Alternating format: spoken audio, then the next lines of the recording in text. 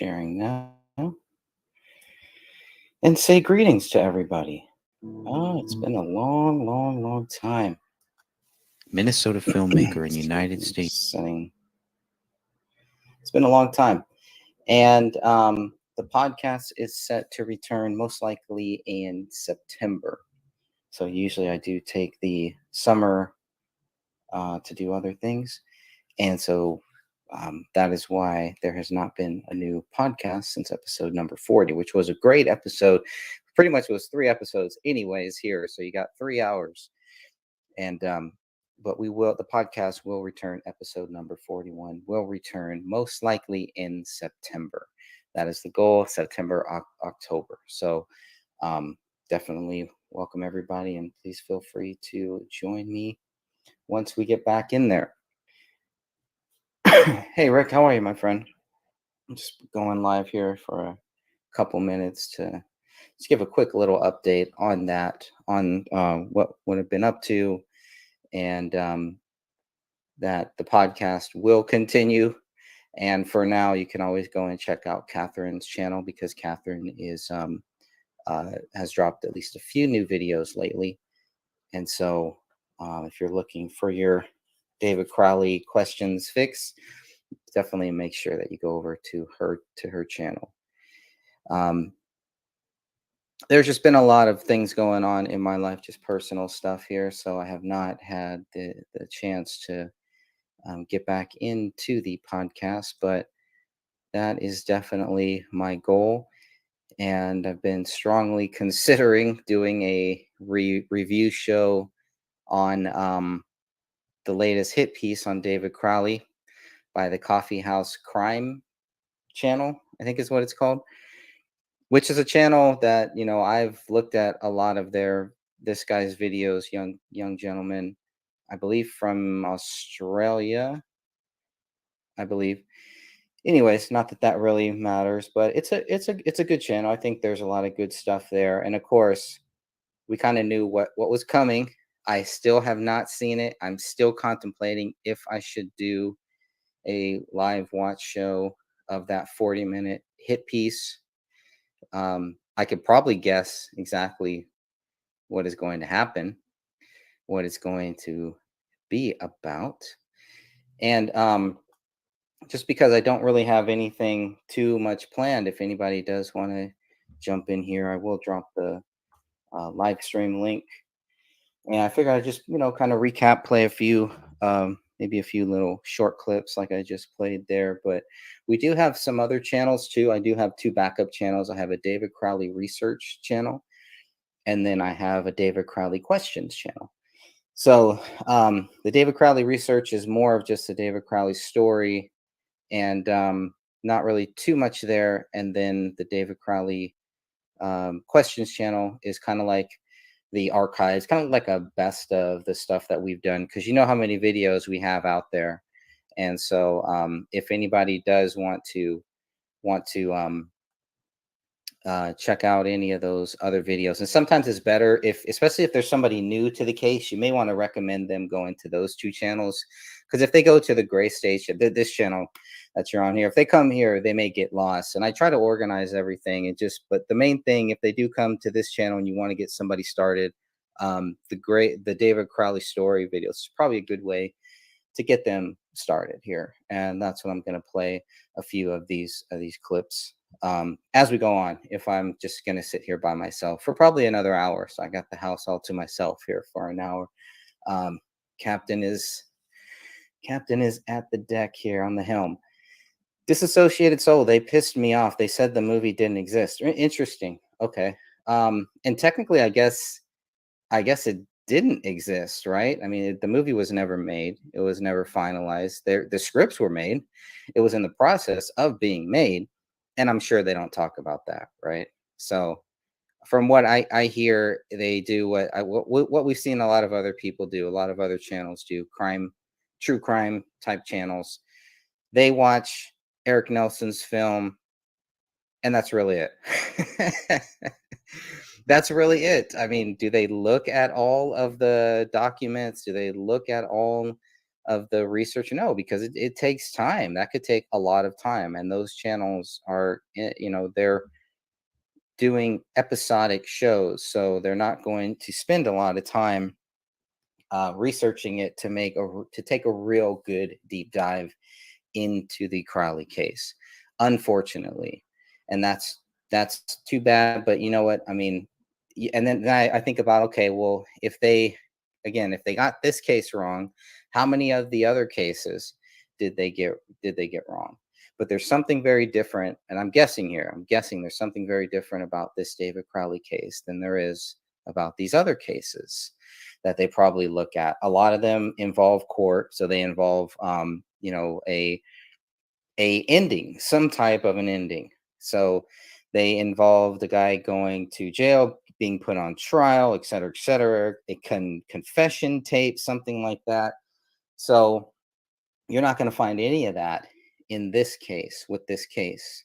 What you're going to find are just questions after questions after questions. And if my stream is buffering, please let me know, because it looks like it is starting to buffer. And last time that created some issues, but I can move my router if needed. Oh, it is buffering. Okay. I'm going to just move my router here for just a quick second. Disassociated says nope. Please expand on that if you don't mind.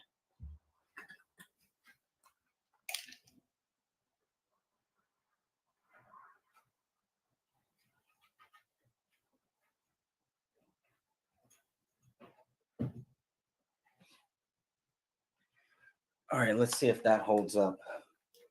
Looks like, okay, seems to be a little bit better.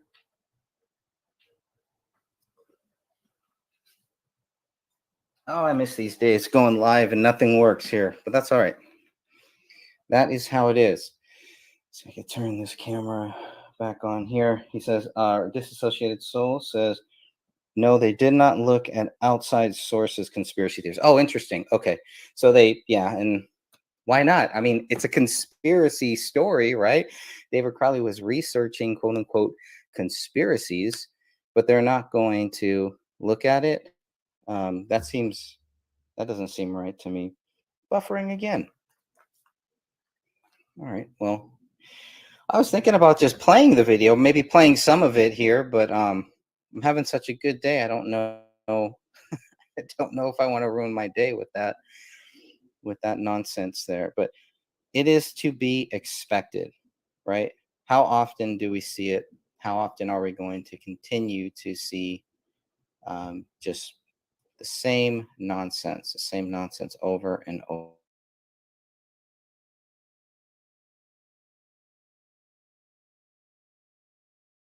Just lost the whole thing there for a second. All right. And there it is. Things at work here. Awesome. Awesome to be here live. And this is what happens. At least this time I can see it. Blacking out, blanking out, but yep. I don't know. Okay, so it's going to continue on here, but maybe I will play it. It keeps popping up. If you search for David Crowley questions, David Crowley research, it'll probably pop right up, and you can watch. It's about a 40-minute show. And it's just garbage. It really is.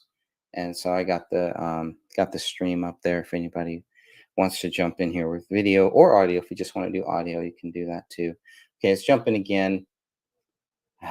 I'm going to see if I can move this router. Just move the router. It'll be all right.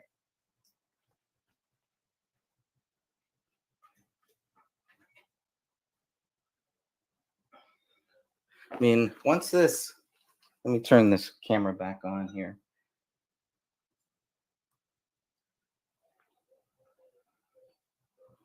You can see the router is like right behind me too. So it's right there. Yeah, it's right there. So let me see. I'm just going to try it again. Tweaking out.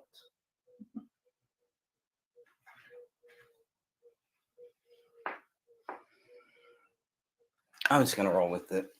Oh, well, if it's going to buffer, it's going to buffer. Just gonna have to deal with it. That's life. So,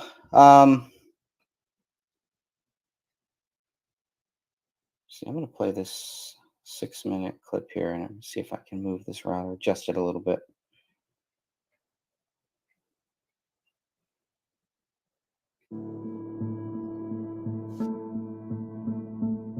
Blood spatter in the living room was mostly on the ground, according to BCA crime scene team Joe Cooksley. A black Springfield XD40 handgun, labeled as Item 1A, with a rubber hoe grip sleeve, was found cocked on the living room floor, several inches from David's left hand, according to Detective Tommy Booth. Detective Brian Bone was more specific, stating the gun was found approximately 1 foot to the south of the left side of David's body. According to the firearm worksheet, some apparent blood-like substance was found in the barrel of the gun. The worksheet also mentioned apparent rust-like material, which could have been found on one of 3 unspent cartridges in the gun. The presence of blood was found on the grip, Item 1A-1, the slide, Item 1A-2, the trigger, Item 1A-3, and the muzzle, Item 1A-4 of the gun. Item 1B is the magazine inside of the alleged murder weapon. Ridge detail blood found on the magazine was labeled as Item 1B-1. Several blood mixtures were found on the gun, specifically on the trigger, Item 1A-3, and the magazine, Item 1B-1. DNA results show blood of 2 or more individuals on the trigger, with one of those individuals being David Crowley. The blood did not match Kamel, but Rania could not be excluded as a possible contributor. 2 or more DNA profiles were found on the magazine. The major DNA profile on the magazine matched David Crowley. An estimated 99.9997% of the general population was excluded from being possible contributors, but Kamel and Rania could not be excluded. 2 cartridges were removed from the magazine and labeled as Item 1B1 and Item 1B2. Item 1C is an unspent cartridge found in the chamber of the handgun. Latent prints were not found on these 3 items. Item 1D is listed as a bore patch from Item 1, and Item 1E is listed as test-fired specimens from Item 1. Hairs and fibers found on the gun and magazine were labeled as Item 1A-5 and Item 1B-2.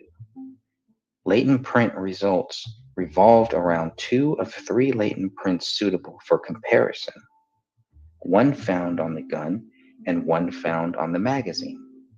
LP1A-1 is a latent palm print on the gun.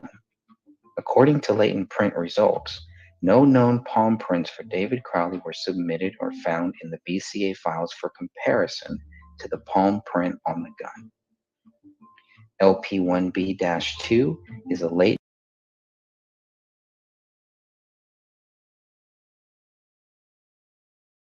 I'm not sure. I know they do fingerprints. I don't believe they do palm prints. I could be wrong on that. The one thing about the prints, I think the big thing for me that always stood out is we were told that the FBI was not involved in this case. And I know it's streaming out, it's buffering out, but I'm going to continue on. Hopefully the audio is okay. That's me. But so we were told that the FBI was not involved in this case. We were told that by the lead detective, Jim Gummert. Come to find out, how did the investigators get any prints to get any prints for David Crowley to match, to try to match all of these prints that you see on the gun, that you see on the house, that you see on the notepad, that you see everywhere, right? On the keyboard. The police get David's prints from the FBI. So the FBI were involved in this. Specifically, I believe an FBI special agent named Travis Yarborough. So once again, we're told one thing, and their own documents say something completely different. And that's the big thing for me. And so when you have places like Coffee House Crime, and if they're not looking at the documents, and I can't say for sure, sounds like Disassociated Soul would know. If they're not even looking at any of the documents, did they examine the 94 pages? Do they mention the 94-page police report? And if so, do they say that if you read those 94 pages, that's going to show that David Crowley is guilty? So the only thing that I know about the prints is the fingerprints. Palm prints aren't mentioned, but what is mentioned about palm prints, Gina, is that they did not, I believe, now you're jogging my memory, my old memory here, but I believe that they did not have a palm print to match um, the palm prints that they found at the crime scene. Regardless whether they did or whether they didn't, they were not able to match any palm prints to David Crowley, and they were only able to match, I believe, one print, two, maybe two, to David Crowley. One was on the I believe on the inside of the magazine, in the inside of the gun, the magazine that was in the gun, and the other one was on the notepad found in the office bedroom, and they were able to match that to David Crowley's left middle finger. Here's my right middle, here's my left middle finger. But I think you get the point there. So that, I mean, those are the things that I would expect from a show like Coffee House Crime. Hey, why didn't they look up? There was a bullet hole right there, right? They didn't see it. Some of those things that all of us have probably been asking for years. Those would be the things that I think would do very well on a show like Coffee House Crime. I mean, there's no reason for them to try to feel like they're going to be censored or anything. It's just probably laziness. Sounds like it. But Catherine was live streaming earlier today, and she was talking about this, and that is a great show. If you have not seen Catherine's live stream from maybe about an hour ago, maybe 2 hours ago, it's really, really good. So please make sure that you check that out, because she kind of talks a little bit about the Coffee House crime show, and I'm just really, really tempted to just stream it right now and play it, but I don't know. I'm in such a good mood here. I don't know if it's really something that I want to do. I've been going back and forth on it, so we will see. Um, don't know if I really have anything else. Now we got the one about the gun. The bullets are another big one here. It's about a 10-minute clip, but if you are just looking for things to show, somebody who's new to this case, and let me go back and kind of share this here. But this channel may be a good channel to get them started on. It mostly just has the David Crowley videos, just these short clips, 2 minutes, 6 minutes, 10 minutes. That's where it started. At least the first 9 or first 10. I think you can probably show them those just to get them started on it. I think that may be a good starting point, especially if there's certain things that they're kind of curious about, right? If they're curious about the gun, they're curious about the bullets, whatever they're kind of focused on, or if they just want to get just a general overview. I have all of these clips in a 1 hour video titled the David Crowley story. That's kind of the part one for me, and then the last video on this channel that you'll find, except for this one that we're doing right now, is kind of like a part two to that just kind of covers the official theory, the official story, and how much garbage it is, just how ridiculous a lot of it is. So got that. But I know what I think the one thing that I've seen happen is every time one of these new hit pieces come out, we get the Justice for David Crowley and Family Facebook group gets more members. You get one or two wackos that may pop up, that may reappear in some cases, but it does at least drive attention to this case. It does. I see it happening. So I can't. I mean, that's all that I can really say is it has been helping the case, even though they get it wrong, because again, people do not like to be tricked. And when you trick people, once they realize that, some of them can get really angry and really frustrated, thinking, "Hey, I thought this was something good. I thought you guys were doing something really good here, and then all of a sudden, people don't like to be lied to, and that's what we've been seeing here. So at least there is that. At least it does kind of bring some awareness back to this case, which is always good.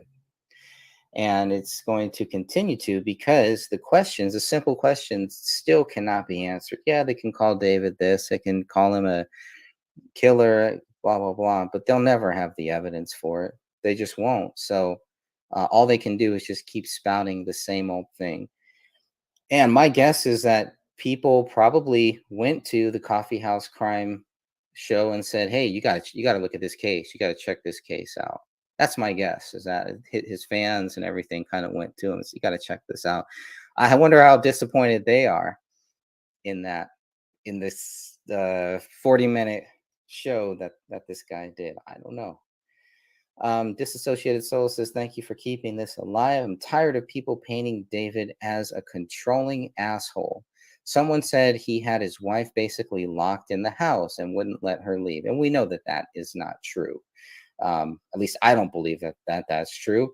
There's evidence to the contrary. His wife is seen. She's also meeting with people. She's communicating with people through her phone up until the 23rd, I think. So I don't really believe that. And unless they were there, I don't know why anyone would say that. And we know that they were not there because they keep telling us that David wasn't letting anybody in the house. So they kind of want to have it both ways.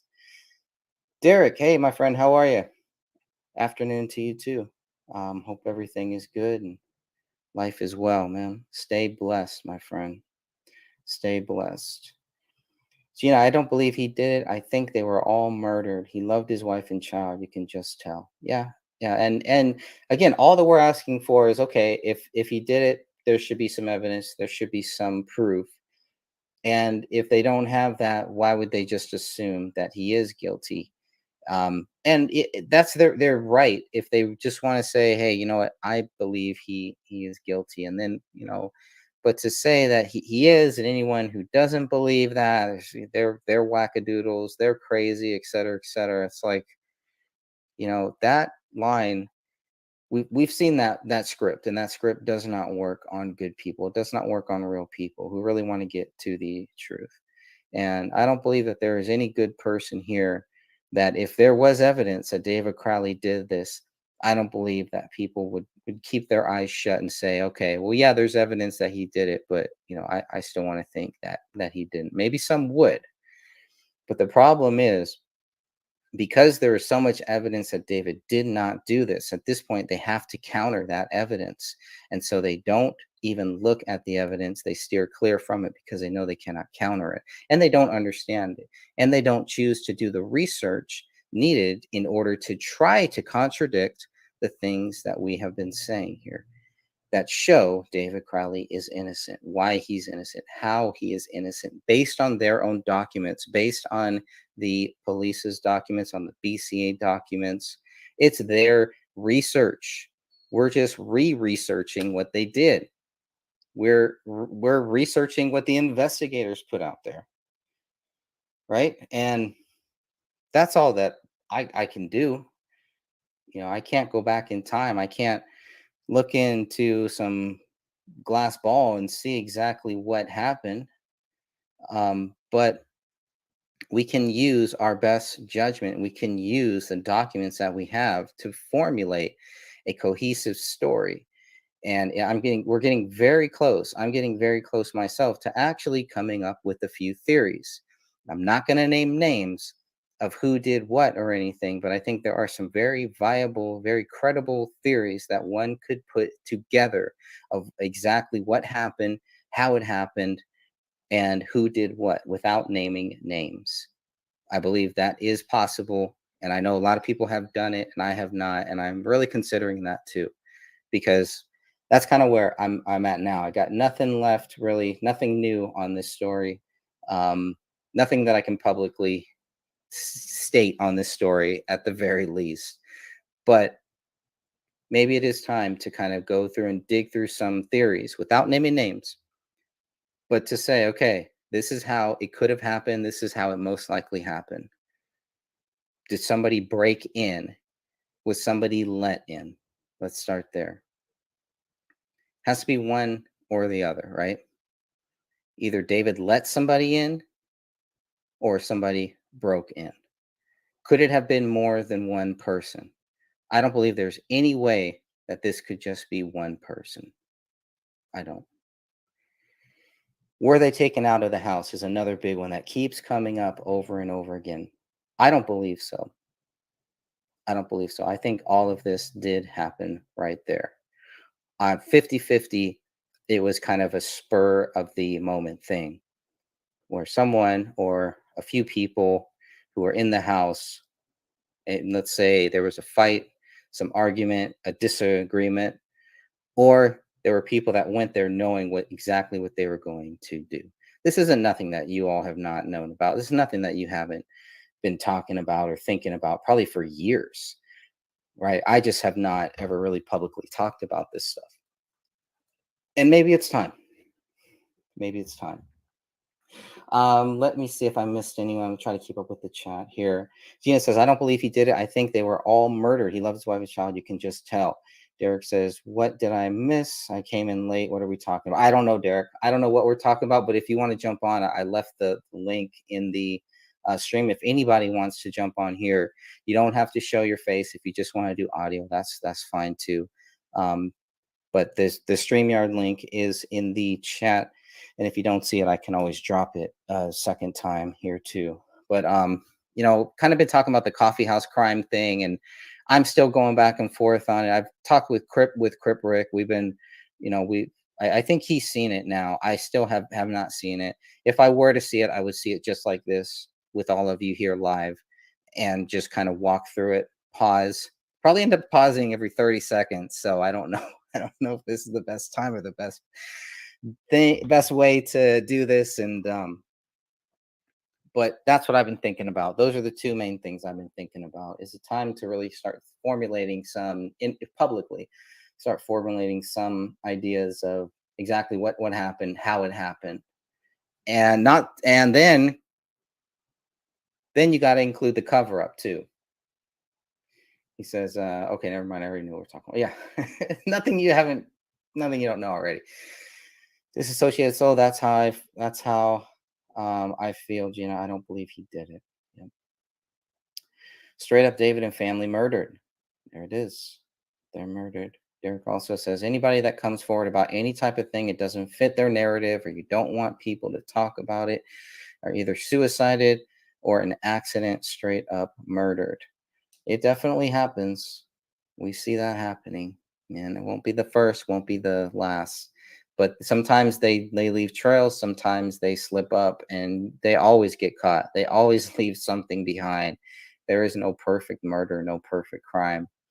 There's always some trail that gets left behind, whether purposely or whether they accidentally do it. That's my view on it. There says, I'm good. I got laid. Oh, I'm sorry, man. Sorry to hear that. Trucking company is about to go on strike, and the company might go. That sucks, man. Yeah, this economy. I mean, I don't want to get off, and I save that stuff for my other channels. I'm sure people know my political views and stuff, but yeah, the country, we're in a lot of trouble. And sometimes when I look at what's happening with our country, the Paris riots, and what's happening overseas in other countries and the wars, it does kind of take me back to this case here, and does make me wonder, man, what type of an influence would David have been if he was here? If he was here during COVID, can you imagine what type of movies, short movies, things that he could have made, would have been making? Because they would have said, you were right. You got this right. Now let's do something with it. Can you imagine if Gray State happened to come out around the same time in 2020? Would have been huge.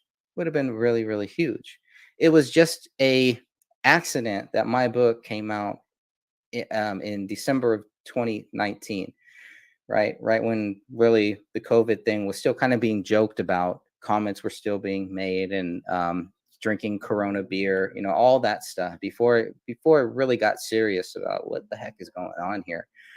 And he was right on point about a lot of the censorship things, and what was happening in other countries of people being forced out of their home, the quarantines, et cetera, all that stuff, man. But can you just picture what type of movies, what type of things he would be involved in? And if Gray State would have came out in 2020, the impact, that it could have and would have and should have had. Mary says, I believe at least three people. Three people, I think is a very viable thing. Let me ask you this, Mary. Do you think David let three people in, or do you think three people forced their way in? I would say maybe David let one person in, maybe two people in, maybe, but would have to be somebody that David knew. He's not letting anybody in the house that he does not know or that is not scheduled to come over. And that's where the phone records really come into play, because there doesn't seem to be anything there of him getting any calls or anything like that. The whole internet history too is very troubling. All of that is very troubling because it's just silence. It's just black, dark silence. So, but we do know within the last month of David's life, people were popping up. They were popping up. So we know that that is possible. Gina says, me too. So three people. Okay, three people. And that's what you would need. You would need at least two, I think. I would think so. Derek says that theory was right. Like you said, if David let somebody in, it was obviously someone that he knew. Makes sense to me. Would have to be someone that David Crowley knew. These headphones are a little tight. Or my head is just too big. Mary says, I believe Kay went for the gun. She knew how to use it. Plus, her prints are on the gun safe. Excellent point. Excellent point. And of course, her DNA is all over that gun, right? And David's really isn't. Her blood. How does his blood get on the magazine inside of that gun?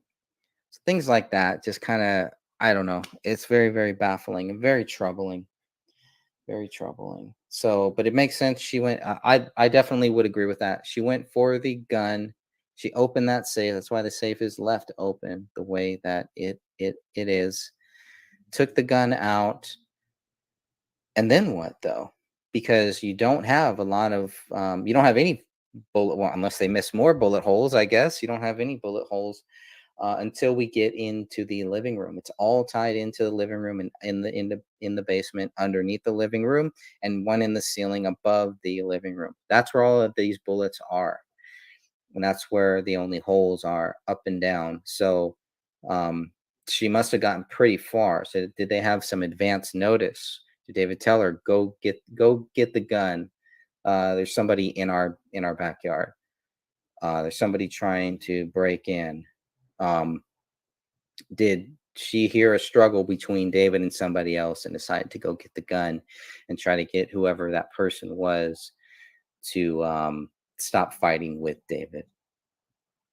And does any of this explain why she is shot three times? Most likely three times. I mean, I believe three times. I can't prove three times. You have three bullets tied to her is the best evidence, and that's pretty much all that one would probably need. I think that's what a lot of people, for them, that's all that they need.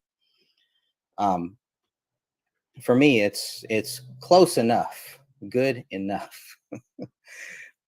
But again, not something, not something that I can prove it because of what the autopsy shows is just two. She was shot twice. So there's something wrong there. This is another thing the coffee house crime channel should have come up with. And maybe that's not their deal. Maybe that's not their thing. Well, then maybe this case is not right for that channel. Because the channel that should be covering this are the ones that are going to ask the questions and leave the door open and say, look, We don't know. We don't know, but these are the weird inconsistencies. These are the strange things. These are the reasons why we need to look deeper and see there's a good chance that this guy did not do it. Why this? Why that? Why that? Why was there this bullet hole in the ceiling? Why didn't it have David's DNA or David's blood on it, but it did have his DNA? Things like that. Um, they left the house without having all of those bullets. All of those things are what you would really expect from a good crime scene investigator. But even years later, whatever, 8 years later, 9 years later, you probably would want to see that from um, an independent investigator or researcher or whatever. But that's not what those shows are. A lot of these shows, it's not what they're there for. They're not there to solve the crime. They're not really there to even give you all of the facts, all the relevant stuff that you would need for it. And that's sad. Here's another one. Disassociated Man. If he had finished that movie, there's a motive, and there's a motive. Yep, there is a motive. Mary thinks David probably let one in. Let one in. Yep. And Mary also thinks that he died before she did, and that makes another. That brings up another great point because Gina's asking the same thing. Did he die first? And so if you haven't checked out Catherine's show, she's done some really good shows on that, on the order of death, right? Not the Alex Jones movie, but who died first, why, based on the decomp rate, who died first, most likely. And Catherine, Sophia, and they had another girl. I think her name was Sarah. They did like a 2-hour show maybe on this, and kind of do go through that, where they think because of the marked autolysis, that it looks like David died first, and that they were probably only dead for about seven days at the very most, which is something that Dr. Leon Kelly also told Catherine way back in 2015, 2016, I believe. So, but this is why it's crazy, because if he died first, then obviously he's not the killer. And if the evidence shows that, then the investigators really need to look at that. And Catherine has tried to reach out to them, and they're not interested in it. So that is a big deal. That is, probably the biggest smoking gun here, because if you get the order of death, really, you really just need to show that David didn't die first. You get that, that's going to go a very long way. Let's see. Mary says if they grabbed Rania, she's not going to shoot. Yeah, I could see that. But then we got a hostage, situation, which is another very bad thing. And the brutality of it all too. And the 3 different crime scenes, almost. That's the way I still see it. You have a crime scene, one crime scene, and I guess they're all kind of tied, right? But you have 3 different areas of this house. 3 very strange, that almost look like 3 different setups, right? The one setup in the living room with the bodies laid out a certain way, the gun laid a certain way, Allahu Akbar written in blood. That's one. Then you have the laptop open in the on the kitchen island. That's 2, with the note, I have loved you all with all of my heart, which was written back in December 8th to 18th, December 19th. So the police know that really has no relevance there. But that's been made a big, big deal, as if David wrote that kind of after he killed them. That's the way that certain people have insinuated that happened, when that message really had nothing to do with any of this, because of when it was written, and it was edited later, or at least open and edited.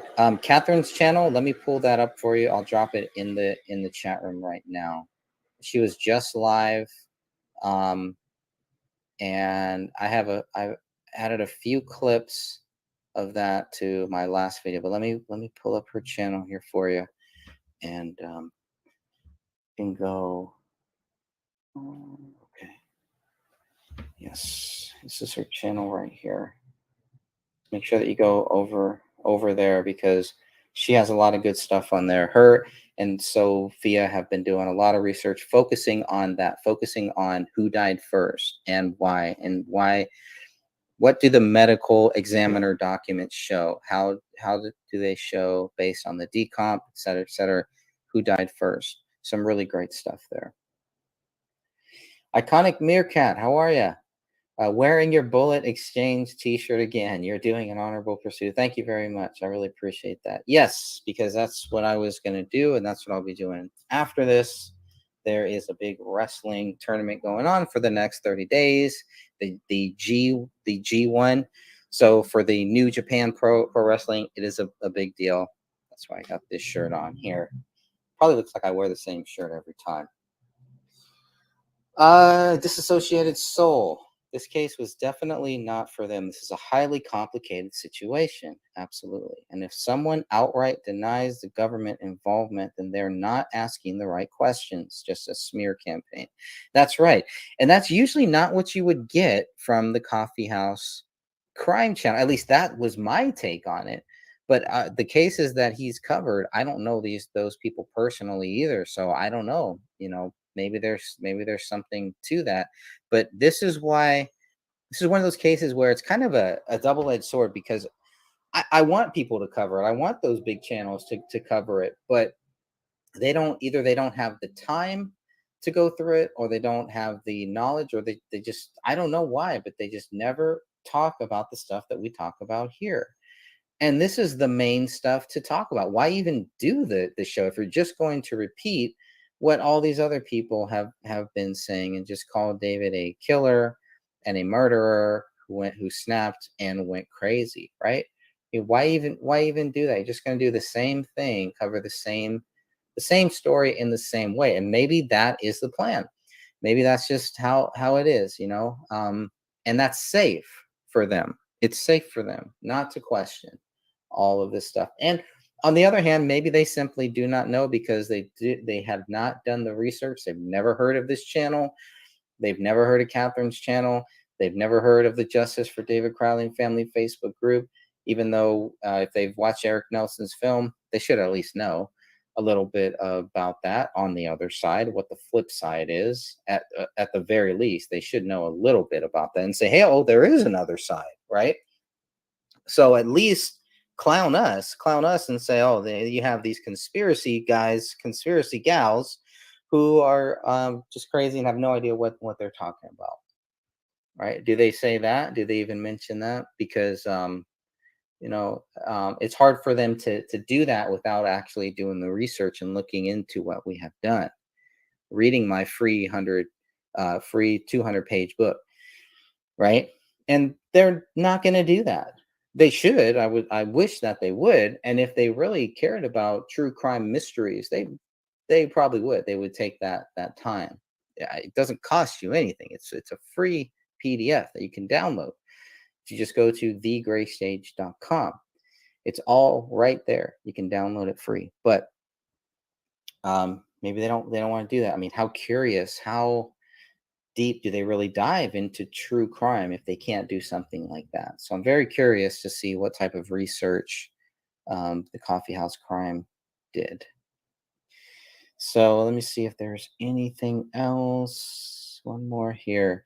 I believe Kamel was the primary target. Seems like a rage killing. I mean, 3 bullets just for her. David must have been killed first. He would not let the perps do that to his wife and child. Yeah, it's crazy stuff. And just it's all nuts. I'll keep the stream going here for just a few more minutes. I'm going to play this. I think the Wi-Fi issue finally got resolved. So I'm going to play this here. I don't know if I'll play the whole thing, but I'll be here in the chat. The bullets.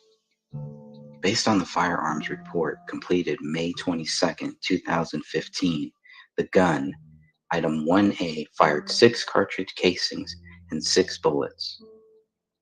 Item 2 is a cartridge casing found at the corner of the east edge of the carpet near the recliner. Item 3 is a cartridge casing found on the east side of the living room hardwood floor next to a short wooden stool.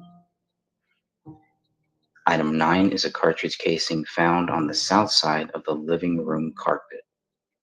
Item 30 is a cartridge casing found on the living room hardwood floor closest to the south wall. Item 36 is a cartridge casing found inches from David's left hand on the south end of the living room carpet. Item 37 is a cartridge casing found on the west side of the living room carpet next to the couch. The spent cartridges found on the west side of the living room carpet on January 17, 2015 are labeled as Item 42, Item 43, and Item 44.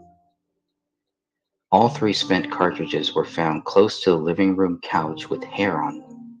Test results for all 3 items showed a single source DNA profile matching Kamel while excluding Rania and David as possible contributors. Item 42 weighed 167.96 grams, contained a blood-like and hair-like substance with expanded damage to the nose of the spent cartridge. Item 43 weighed 179.56 grams and also had a blood-like substance but no hair. The nose of the spent cartridge was damaged and partially exposed. A blood-like substance was also observed on item 44. This spent cartridge weighed 130.24 grams, with its nose listed as damaged. Item 45 is a spent cartridge found in the south wall of the basement. This spent cartridge weighed 173.90 grams. The nose was listed as damaged and partially expanded. Holes were observed in both the area rug and the wood floor underneath the rug, Joe Cooksley reported. Chemical testing of the hole in the wood floor also failed to detect the presence of lead. This bullet traveled into the living room carpet, pierced through the hardwood floor, leaving behind bullet fragments, and then lodged itself into the south wall of the basement. A section of the drywall around the lodged bullet was cut in order to retrieve item 45. When the styrofoam behind the drywall was removed, a bullet was observed, according to Joe Cooksley. A DNA profile was not found on item 45. Additionally, Joe Cooksley only 3 had blood were even tested. So they don't know whose they were, right? But those blood droplets should not be there. The blood shouldn't even be there, right? Why is it even there? How does it get there? So that, and they know that it's there and why they didn't test it. But again, I can criticize them for not testing those little blood droplets, but the bigger criticism is probably why didn't they test the blood that was on the recliner in the living room too, right? I mean, it's the biggest blood stain in the whole freaking house, if you don't count the carpet.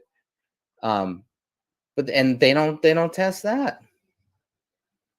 So it's a great question. It's a great question, Mary. I wish I had a better answer for you, but it's my understanding is they did not even test it. And I'm curious, and I'm sure you are too, what they would have found, because if it's not David's blood, then they got another problem. They got a big, big problem there. So they submit all of these swabs, but who is telling them what to test, right? Is there somebody telling the BCA crime scene lab, you don't need to test these one, you don't need to test them all, right? Just test the big ones, save our budget. Yeah, there's a 5-year-old child dead, but fuck it, we're not going to spend a lot of time and money on it. And that kind of seems like what they did. And the more that we learned about this case, that's exactly what they did. They just said fuck it all, and we're not going to really do a real serious investigation because we're just going to act like a bunch of. Iconic Meerkat says no indications of a major fight. Take out any threats, David, and there was nothing to stop their evil plan. I heard there was someone with an unhealthy lust for Kamel. I've heard that too. Funny how that gets around. Yeah, I've heard the same thing. Hide and seek. Hi, everyone from Manchester, UK. Cheers, hide and seek. Keep those tea and crumpets moving. Don't know what you have out there, but we got some good Sunday wine here. Cheers to all people in the UK and everywhere. I think most of the people are here are probably from the USA, I'm guessing. But looking at the podcast numbers, it's pretty crazy. The reach that the Gray Stage podcast has, and just curious people from all over this great planet. Pretty interesting to me. And I think UK is probably second. And Canada maybe third. But some of the other countries, um, Pakistan is one of them, and it's just crazy. I was just like, I don't even know what to say, how this story gets out there, but it definitely does. I don't know, how do they translate it too? They must have somebody translating this stuff because I don't speak those languages, so that's pretty interesting. Let's see. Right, you are correct. Well, hopefully I got one thing right. We'll see. So it's a crazy thing, Mary. Sometimes I'll end up being fact checked by my own book, which is fine, man. I don't care. I mean, I'm gonna get things wrong, but whatever the truth is, that's what matters. I may ask some very dumb questions. I may ask the same thing over and over and over, but um, I don't care. I really don't care. The main thing here is to keep the case going, and I've always felt that calling. I've always felt like God is, God. I don't think God picked me to solve the case at all, but I do think God wants me to keep looking into it, and also more than looking into it at this point, because I feel like I've kind of gone as far as I can go with it. For now, I feel like there's a few doors, there's a few things that I'm waiting for to be open, and maybe I can walk through those doors too. But the main thing is so that the case does not die, and it does not die, and we don't just get the coffee house crime um, take on the David Crowley case. That we get the other side, the real side, the truthful side, the real investigators, the real researchers that are really looking into this, and that are not afraid to call out the investigators for just some of the things that they did wrong or some of the things that they did not do. Nothing wrong with that. And to keep the crazies away, right? Because the crazies love to pop up every now and then, and just remind you that the crazies are still out there. They're out there. I've seen. I'm sure you have too. Hide and seek says they couldn't be bothered. Open and shut case, much easier for them. Yep. Yeah. And that seems to be the go-to. And I was shocked when I learned that. And I remember talking with Dan Hannon about this. I'm like, because me and Dan Hannon would look at, we look into a lot of different cases, and there was just murder, there's suicide, or murder. And it's like, why do the police just jump to, okay, well, if we can't prove that it's murder, then it's a suicide.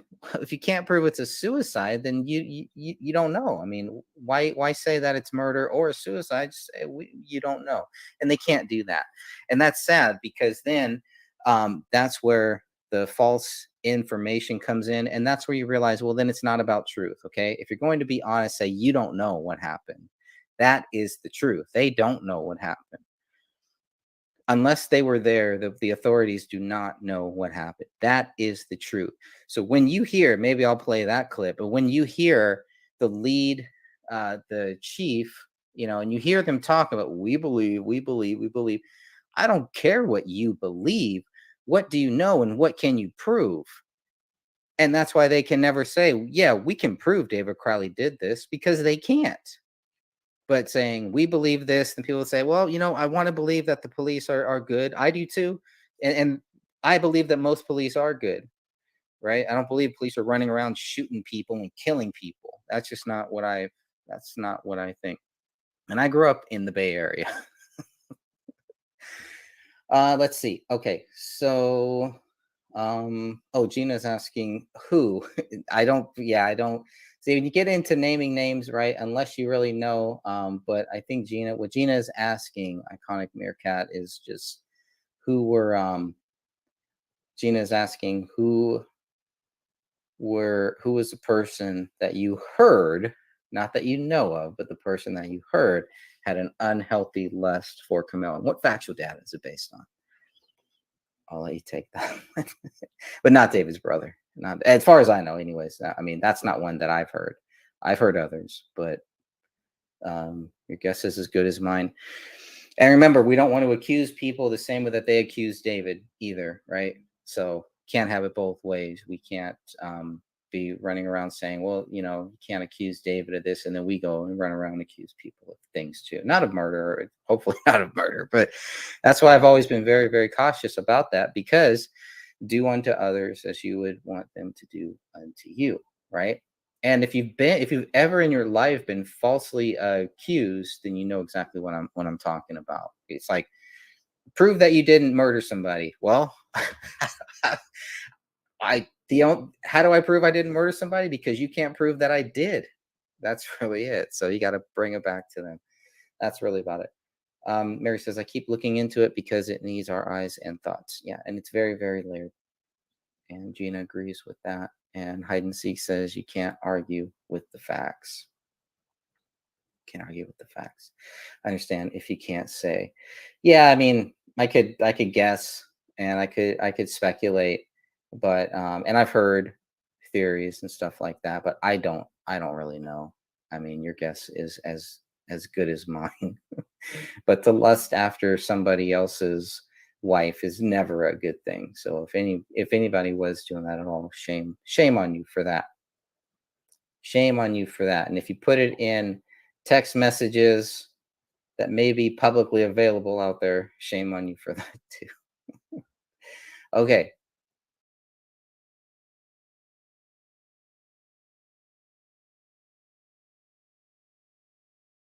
In 2015, Biotech Emergency Services, the company hired to clean the crime scene, was in the process of removing items from the residence when a mushroom bullet, item 53, rolled out of the living room carpet.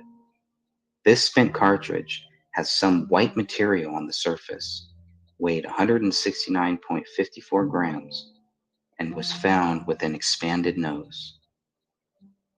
It should be noted, according to Detective Bone, that the bullet was predominantly flat on the back and was sitting on the front mushroom portion of the bullet.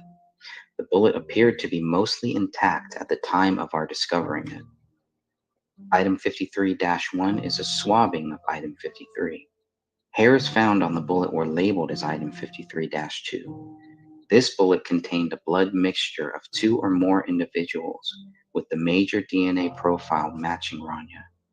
Interestingly, David and Kamel were excluded from being contributors to the newly found bullet.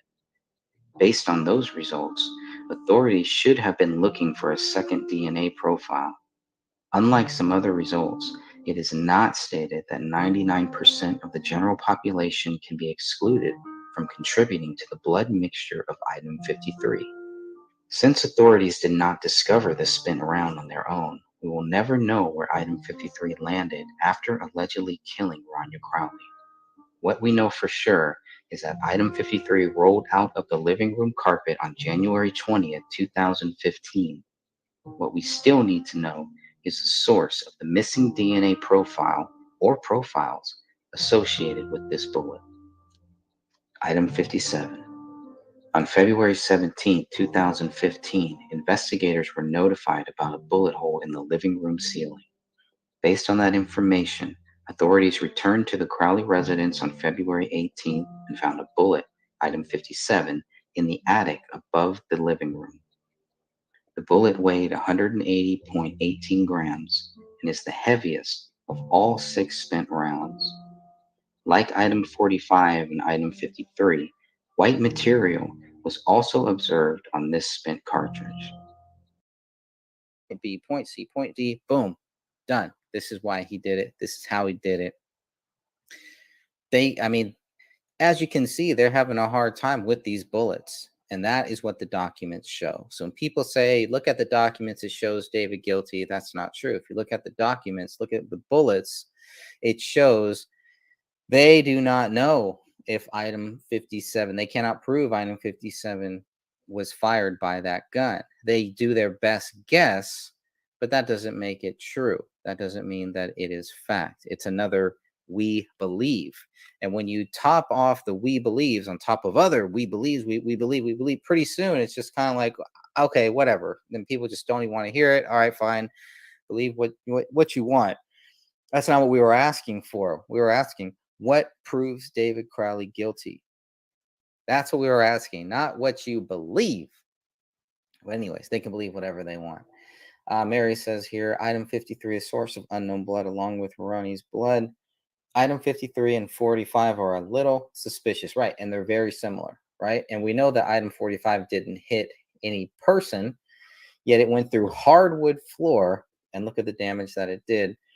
And then you compare that to item 57, and it looks kind of similar. Item 53 is definitely another strange one here because you have the unknown DNA, right? You have somebody else's DNA on there.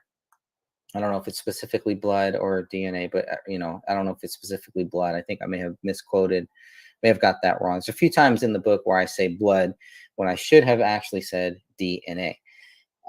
But because sometimes, obviously, when we look at item 57, you can see they have David's DNA, not his blood on there. But they're very specific to say they didn't find blood on item 57. They're not so specific with other things, other places with blood and DNA. Beyond the point, way beyond the point. But yeah, I think you're right. Yeah, it is DNA too. I definitely believe that's what the document says there. Okay. So with that, the DNA, this missing DNA, it's found at least two separate places here. Who is that source? Where's the source of that DNA? And it's interesting that you just have one, right? Actually, no, because they do say two or more, and then they would take out two of the three people that were killed in the house. So two or more could be two people's DNA in there. It could be three, right? But it's at least one other person's DNA, at the very, very least. So that's kind of where, yeah, very interesting stuff there. I may play a little bit of this here because I was talking about the investigators, but feel free to stop me anytime. It seems like every time I start playing a video, then the stream starts buffering. It's like all a conspiracy, all a conspiracy.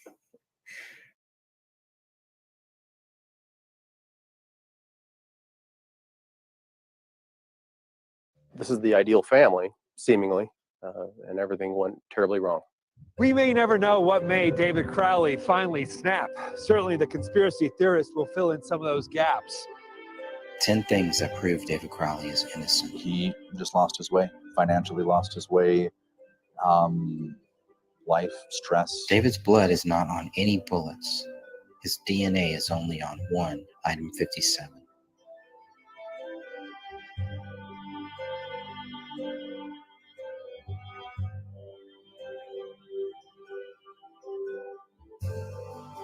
Police could not find a motive.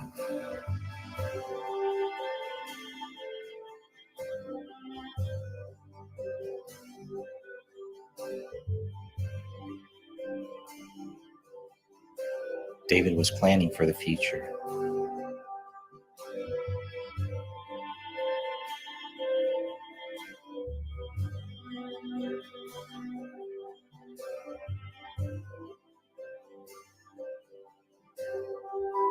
David had a working deal with Michael Entertainment Group to turn Gray State into a TV series. We didn't fire David or we didn't get rid of David, however that went, and he didn't walk away from us. There was never any of that. David was wounded as evidenced by the blood on the magazine.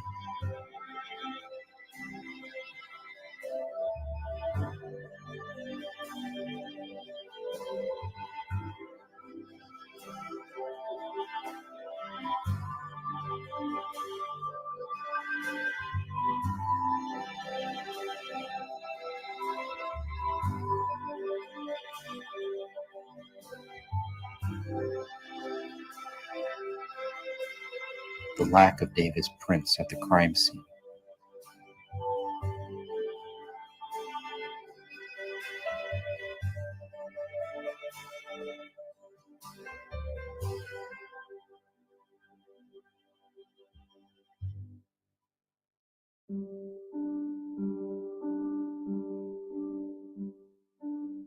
There is no evidence David committed suicide.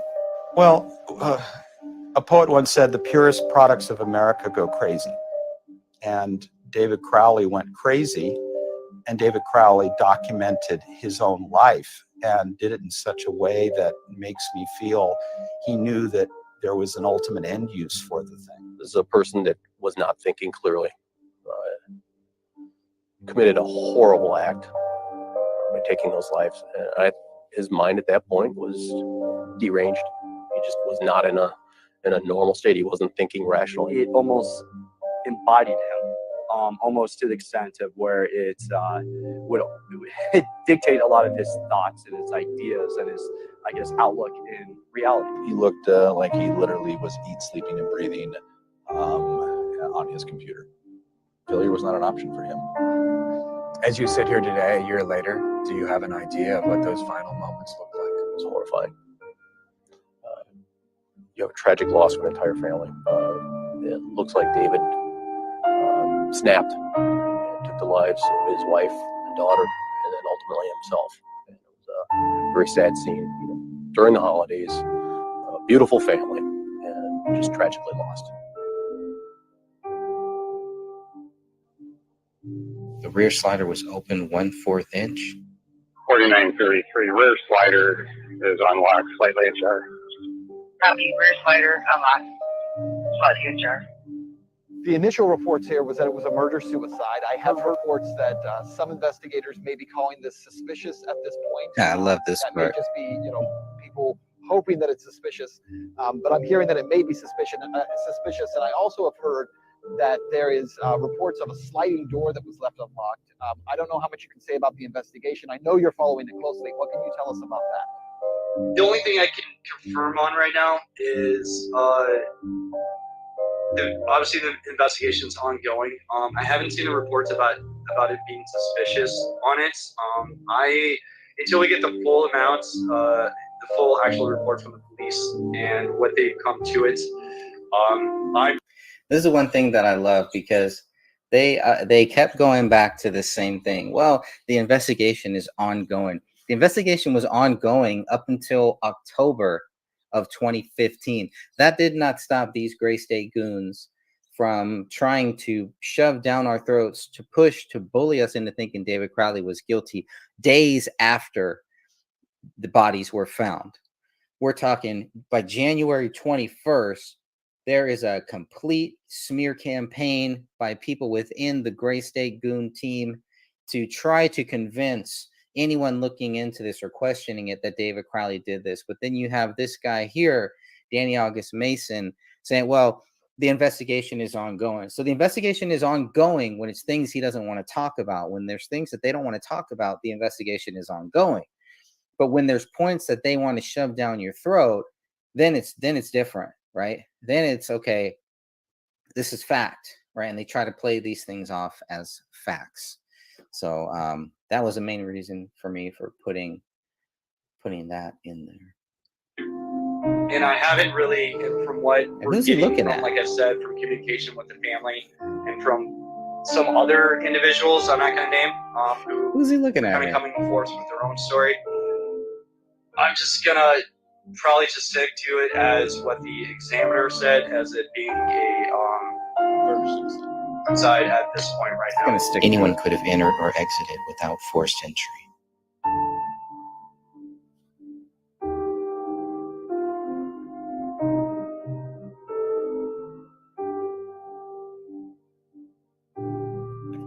Let me ask something. Does anyone here think, what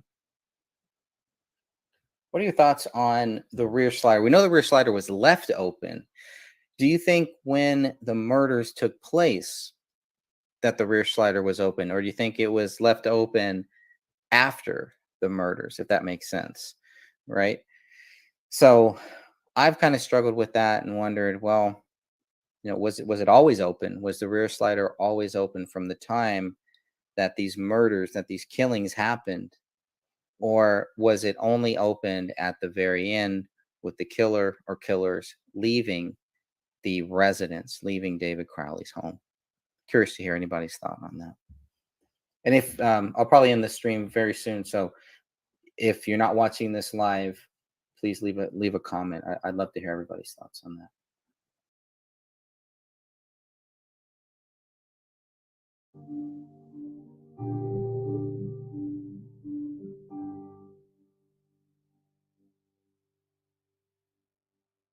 Who wrote Allah Akbar on the wall?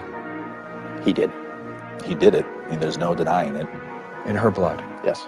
Why did he do that? See, the thing is, they don't know. See, they keep saying, you have Mason Hendricks saying he did it.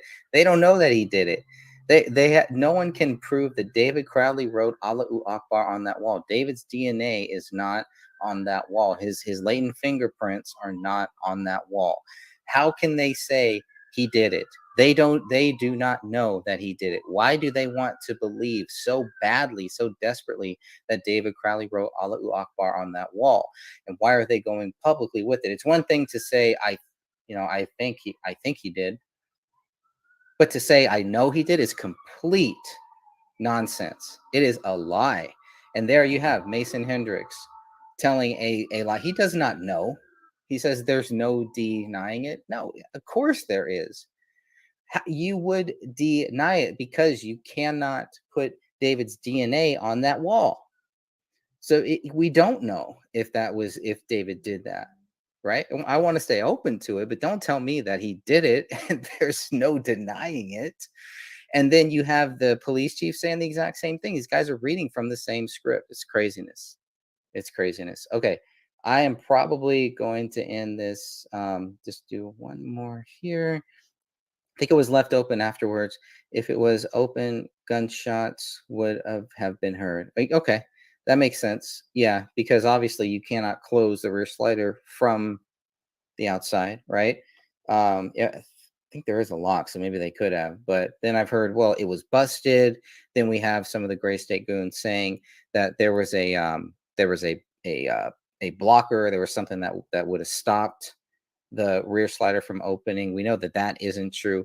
So all of these false stories, all these fake stories, and then these Gray State goons wonder why people are questioning their credibility with this. And why are you guys pushing so hard that David Crowley is guilty when the facts are not on your side? It doesn't make any sense. You're making yourself look very foolish, very foolish. And that is why there's so much backlash against those Gray State goons, because the truth is not on their side. And they act like they know what they're talking about, and they don't. The facts show that they do not. And they don't go back on these things that they're saying. Why are they pushing this false theory that David Crowley did it, knowing that there is clear evidence to show that he didn't? Now, back then in 2015, Mason Hendricks had assumed that I had gotten all of the data that he had. I don't believe that I did. He had a lot of data.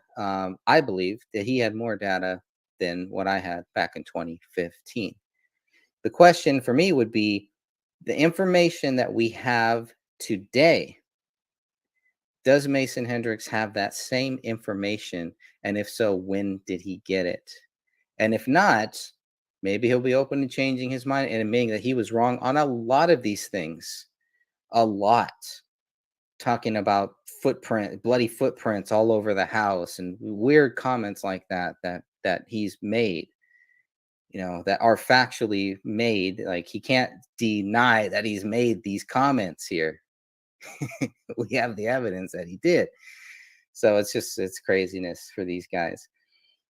Iconic Meerkat says, who leaves a door ajar in January when their thermostat set to 68 makes no sense. That's right. And I think that's a great place to stop this here. So again, we will come back most likely in September, maybe October, and the Gray Stage podcast will be back.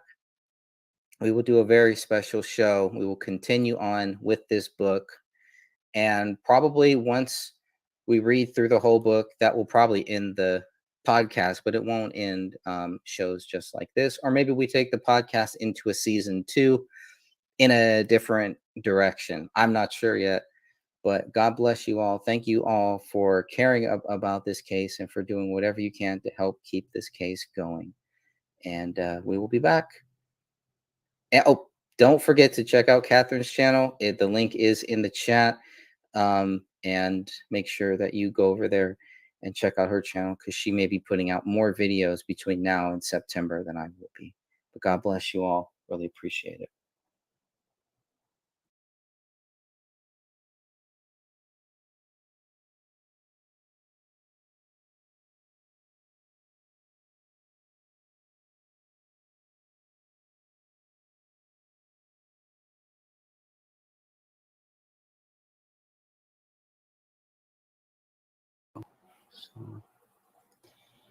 All right, and welcome. We are now live. I'm joined here with my good friend Catherine. How are you, my friend? I'm good, hanging in there. How All are right. you? Very well, very well. What do you got there? What are you drinking today? Well, I made my own iced coffee. Nice. Iced coffee. Okay. Vanilla iced coffee. Very cool. I can never get into the cold coffee for some reason. I don't know. Don't know why. I don't know what It that's took a about. while. Yeah. I got desperate, so it's like, okay, I'll make it. And then I got hooked. It's like, okay, I wouldn't go out and pay for it, but I'll make it. All right. Very cool. Well, that's good. Perfect timing. Thank you for joining me on this very short notice. And I won't go too long. I promise, even though we say that every time, then we go about 4 or 5 hours, but this time I promise. But I do wanted to first thank you for your latest videos that I saw. There's some excellent clips in there. Last night, I just picked that one clip and was like, I got to get this. Because I think it was like halfway into the video. And I'm like, this is the main point. The Catherine and Sophia, I think too, both of you have really been stressing for a long, long time. And it's such a great point. It's like Rick was saying, it's a good conversation piece, I guess. So, which is good. And it's good to get people talking about it so that we can get more views and more, just more views on it. But can you kind of break down just very quickly what you basically said about the marked autolysis? Is that how it's pronounced? Okay. Yes. Yeah. I know in a lot of videos, I will say autolysis, because sometimes autolysis gets stuck and it doesn't always come out. And I hate that, but the proper pronunciation is autolysis. But the main thing is that the word marked means, in medical terminology, and I know with a lot of different jobs, words mean something. And when, they added the word marked, that changed the entire definition, because Kamal and Rania, their autopsies just say autolysis. That's it. Autolysis. See, I did it again. It's stuck in my brain. And but the same MEs, the same pathologists that are doing both, all three, they get to David's and then they add the word marked autolysis. And when you look up, and if you know, that means obvious, it's distinct, it's it's set apart. And when you look up the definition between autolysis, and then I showed I moved the table and the camera moves, but there is medical definitions. And then that's why I decided to go ahead, because Sophie had sent me the webpage to show the different stages of autolysis grade 1, autolysis grade 2, and autolysis grade 3, which is marked autolysis. And there is definitely a distinction. And I really hope that maybe that helped to hammer it home. And I think it did. I think that got a lot of people's attention. Absolutely. Yeah, absolutely. And I think it will really help, especially with new people that are just getting involved, people that are coming back after years of doing other things, or people that have just been kind of casually watching and always had that question. Well, they keep telling us David died first. They keep telling us David died last, right? And that has to be, that's what they have to tell us in order for their theory to make sense. Mm-hmm. In order for anyone to treat it as a credible theory that this is a quote unquote double murder suicide, they have to have certain things in place. If you destroy that one piece right there, it destroys everything. It destroys their whole theory. And I think that's where we are, right? Yeah. And I think this is where a lot of people in the group and people getting caught up on the case are coming to that. Whether you agree with it or not, it is something that really needs to be looked at, needs to be checked, double checked, triple checked, and yeah, just to Yeah, make sure. and I've had a couple of people's, and actually there was one underneath my video, but a couple others like sending emails going, well, I have a friend, I have a corner friend, I have a doctor, I'm, this and that, and I'm going to double check and ask them if it means something.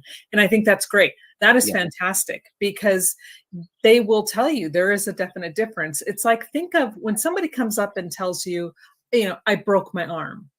You're like, oh, that's awful. Well, it's a huge difference between a hairline fracture and a complete break where your arm is just dangling in half.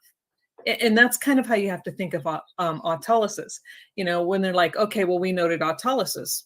Okay, well, what stage is it? Did they just die and it's starting to break down? Or have they been dead for a few hours and it's noticeable? And that's and I don't know how long it takes to get to the stage 3. I'm just tossing that out as an example. So when they put that word marked, and I wish to everything that had registered in my head the very first time I read the autopsy reports. But again, it's like when you read things like this all the time, it's like, you get word blind sometimes. And that's kind of how it happened. I was like word blind until that one night when it finally struck. I'm like, oh, wait a second, they're differentiating. And it makes all the difference in the world. And you cannot have marked unless time, like one of Rick's friends last night, like you were saying, they said the only way you can get that is by time. Exactly. Because the process of death and decomp and breaking down happens consistently. And when you have all 3 people in the same room with the same ambient temperature, in the same conditions, and you have 2 that are in like an early stage and 1 in the later early stages, that later only happens with time. Right. And this also, is this correct? This shows that Rania and Kamel probably died around the same time? Well, when you're looking at the rest of the autopsies, because Rania, I do believe, I think, wasn't it William that pointed it out that there was mold growing within both Rania and David? So I don't know. They do not give us enough information, and all we know is that wherever she could have, maybe Kamel was stage 1, maybe Rania was stage 2, David was stage 3. I don't know. I can't say. I see. Okay. Yeah, just curious about that. And I want to welcome everybody for joining us here. Thank you for tuning in, and for everyone watching who will be watching this later. I was talking to someone last night. I was talking to a gentleman by the name of Rafa from Woo's News. And what I'm going to do is I'm just going to play a quick little introduction of this gentleman's channel. And he's doing some great work on the January 6th issue. Hopefully it's still up on YouTube, so I'm guessing it's okay for me to play here. I don't have any strikes on this channel. So if I get 1 strike, fine, we'll deal with that. That will slow down what I plan to do with the Gray Stage podcast, because I do plan on getting the podcast back probably either most likely a new episode. We should be able to record that for September. So hopefully we can get that done. But I do want to play this, and then this is just about 22 seconds. It will help if I share the screen. Here we go.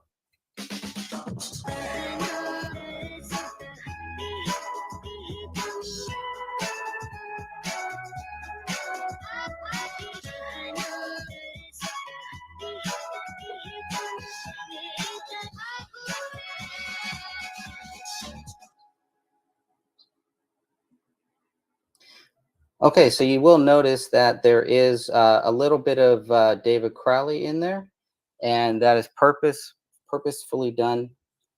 And this is the YouTube channel, and let me go back and share that for people who don't know. This is the YouTube channel, Woo's News. This is a great channel here, and just some of the best videos that I've seen on the January 6th issue. And the way that it's done, it's part one. There's two parts. Part two, everything wrong with the Capitol riots, in 889 angles. I mean, he spent a lot of time on this, and there's some other videos that he has up there too. But in this one video Watch this here, on a big screen. and I'm going to see if I can show this here to let you know who this guy is and what he told me last night that really has my head scratching. So we just got to talk a little bit about this here. This is the host of the show. It's just pretty funny stuff here. This guy's a riot. It's too funny. Let's play a little bit. January 6th, fake surrection. But friends, when we started this monster of a project 2.5 years ago, we stubbornly quit our jobs and lived off our savings, which lasted a whole 4 months. We've also been editing on a dinosaur of a computer, which is why this has taken so long. Needless to say, we are in danger of eviction and a little malnutrition. And we need your help to save Woo's News. Your contribution will aid us in paying a year's worth of back rent, future rent, a new computer, and put some food on our table. So please consider donating to our channel using any of these platforms. Links are in the description box. And if you'd like to save this video for safekeeping, there's an app out there that we like to use called MacX YouTube Downloader. And if you'd like to mirror this video on your own channel, you have our permission to do so. Just don't pretend like you made it. Also, we do admire music composers, but we didn't want to fill every frame with credits each time a song was played. So if there's one you enjoyed, email us and we'll send the deets out to you. Now, before we go, we'd like to introduce to you the creator of Woo's News, who wants to come out of the closet again. Raphael, can you hear me? What a marvelous introduction. Hi, I'm Rafa, and this is Woo's. Yes, folks, this is what I look like in 3D. And if someone out there can make me look a little bit more realistic like this, please email us. So, Rafa, why are you choosing to reveal your identity now? Oh, the fact that I no longer wanted to hide, and of course, my protection. I just have so many questions for you, mister, but give us a quick pitch on just who the hell Rafa is. Well, how much time do you have? Not that much. Well, I'm certainly a truth seeker, but, I studied acting and directing, which are two of my greatest passions, and moved out to Los Angeles 17 years ago today. And for the last 10 years, I've been working on a feature film and developing a television pilot and a limited series on spec. And I put all of those on the back burner to create Woo's News. I'll return to those projects at some point and sell them. I bet they're juicy. And you would be correct. So why Woo's News? Well, I've been investigating these types of events for several years, just for myself, because I have this incessant need to know the truth.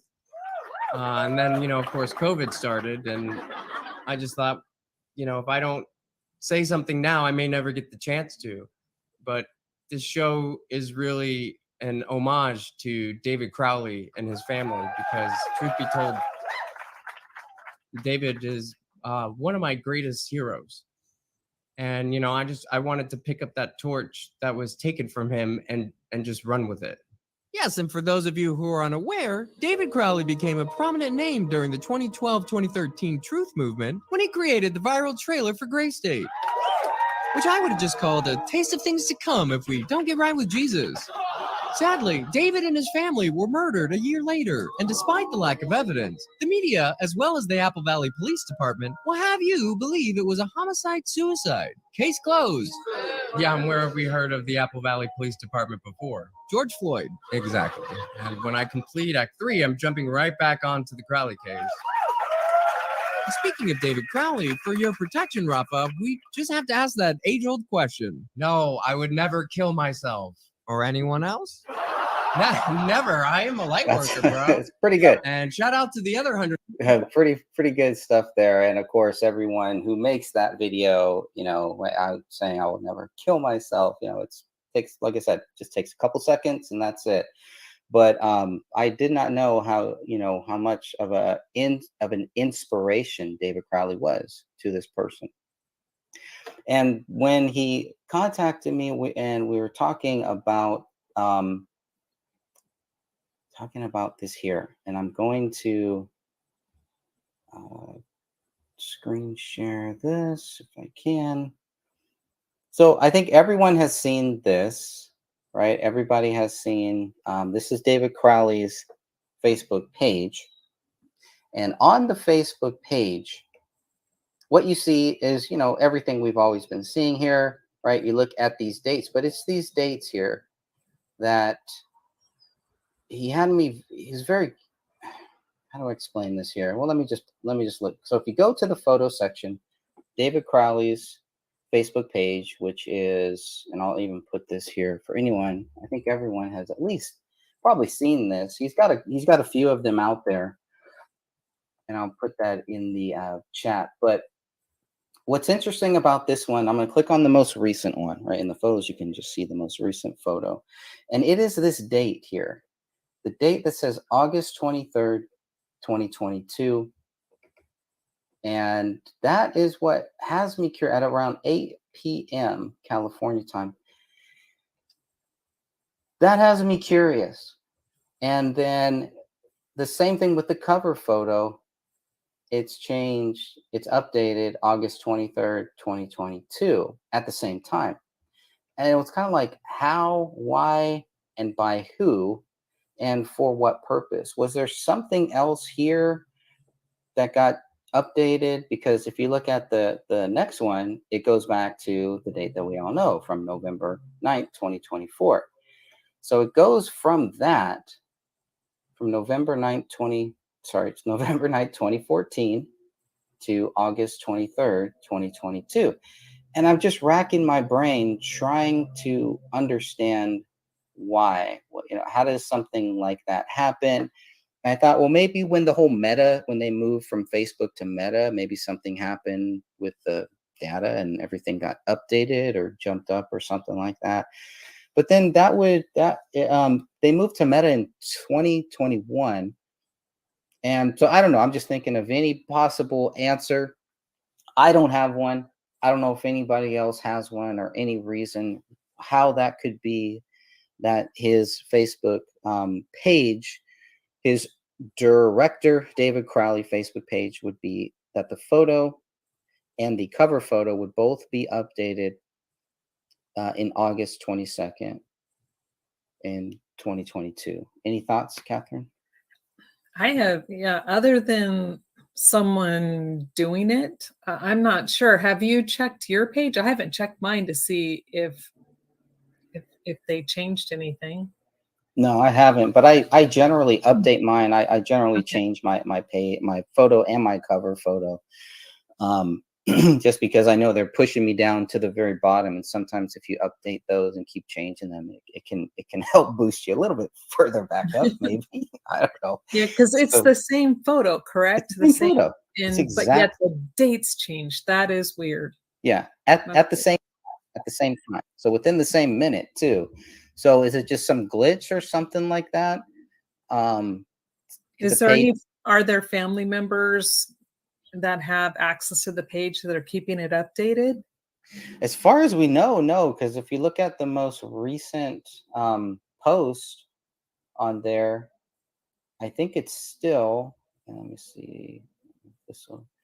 The most recent post is from November 9th, 2014. That's obviously the most recent public post, right? Doesn't necessarily mean it's the most recent one, but it just is like, is somebody still editing this? Is somebody still going through this? So I don't really know. I don't know what's going on with that. And it doesn't make sense. And also, why isn't it showing up here? Meaning not only did somebody update these, but they then hid them from the public view? Like how? And this what makes you think it's got to be some type of a glitch or something. Because how is it showing up here and with the date August 23rd, 2022, but then you look at the most recent post and it's not showing up there. So I don't know how that works. But I did find it very interesting, and it kept me up all night thinking about this. Like, is this another just rabbit hole that really doesn't need to even I don't need to go down? I don't know. But I mean, that's kind of par for this case, right? It's just rabbit hole after rabbit hole. I have no explanation for that. So Well, in the actual photo section, does it have the 2022 date? Yes. Okay, so it looks to me like somebody updated the photos and we don't know what they put in its place, but then deleted it off the front, off the profile section. But yet it shows. That's weird. That seems to me like that would be purposeful, because when you put it in again, it's like a paper trail, so to speak. So it's showing up there, and then they just decided to take it off the front. Right. And I don't know it because of the StreamYard, that duck may be in the way to kind of show. Yeah, I see it. Yeah, I see August 23rd. So yeah, that looks purposeful to me. So who would do that? Yeah. And when and why change it? You know, why update it? And I mean, you can look at where they're trying to avoid. If they wanted to take these things down, I mean, that would have looked even worse, right? To take look at all these comments on the one from 2014, November 9th, 2014. Yeah, 140 comments, 40 shares. I don't know. Yeah, they weren't very. I mean, I don't know. Again, is this purposeful? Because that's weird. Because they should have deleted those first two photos if they're trying to hide it, because they took it off of the front. Right. So see, sometimes I just think they toy with the public just to see if anybody will notice what they're doing. Wow, that's bizarre. Yeah, I didn't notice. I did not know. I don't think I ever would have noticed. I never go to his page, so I wouldn't have noticed. Yeah, because he was telling me about the date, and he's like, you know, the date is 2022. I was like, no, it's this. And he showed me the photo, and I was like, no, it's the same photo from 2014. But then when I took off my stubborn cap and actually looked at the date that he was talking about, it's August 23rd,